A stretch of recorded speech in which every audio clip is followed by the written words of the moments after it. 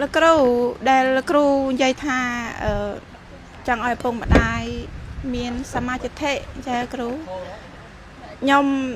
ពេលខ្លះខ្ញុំនិយាយប្រាប់គាត់ដែរវាថាចំខ្លះបជាងខ្លះគ្រូប៉ុន្តែ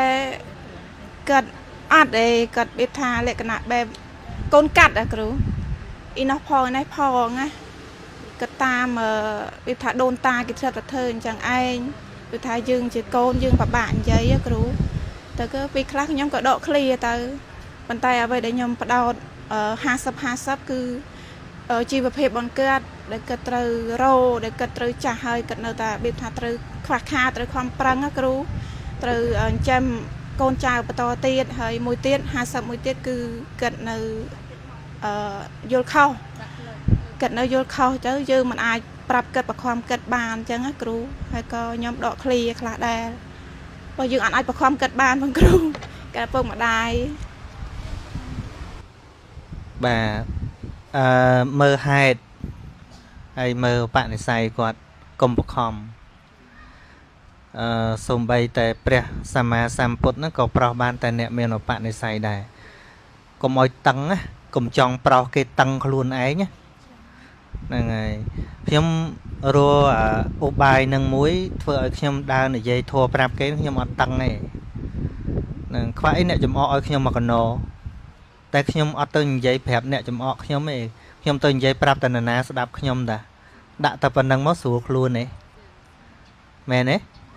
ហ្នឹងហើយមិនថាអ្នកស្ដាប់នឹងជាញាតិខ្ញុំឬមិនមែនជាញាតិខ្ញុំទេឲ្យតែចង់ស្ដាប់និយាយប្រាប់តិចទៀតទៅបើកចិត្តឲ្យទៅលាយអស់ម៉ែអស់កូនទៀត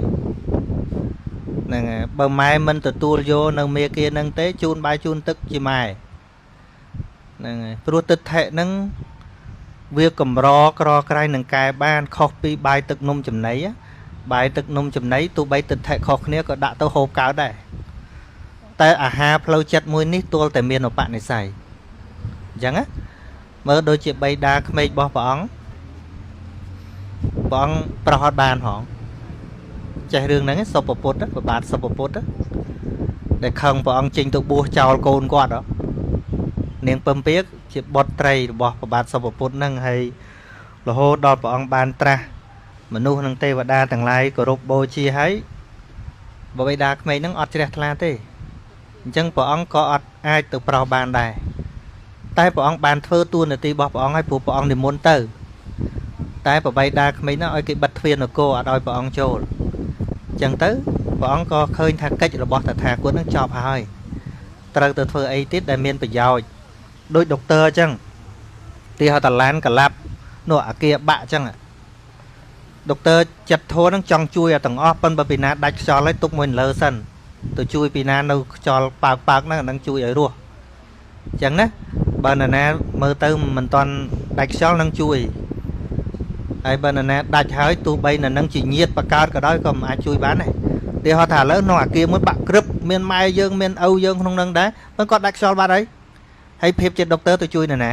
នៅយំអោបម៉ែដែលស្លាប់ហ្នឹងឬក៏ត្រូវទៅជួយនរណាដែលមានជីវិតអញ្ចឹងណាដូចគ្នាអញ្ចឹងត្រូវមើលលើបនិស្ស័យដែរម៉ែឪតែឥឡូវហ្នឹងទេតែស្លាប់ទៅចែកឋានហើយអញ្ចឹងណាតែក៏ខ្ញុំអនុមោទនាដែរដែលម៉ែកូនទាំងឡាយនិយាយស្ដាប់គ្នាបានអាចំណុចហ្នឹងណាហ្នឹងហើយបើនិយាយស្ដាប់គ្នាមិនបានអាហ្នឹងតាមតាណាខ្ញុំក៏គ្មានឧបាយអីពិសេសព្រះអត់មានដែរឥឡូវហ្នឹងហ្នឹងហើយជួយមិនបានតាមតាណា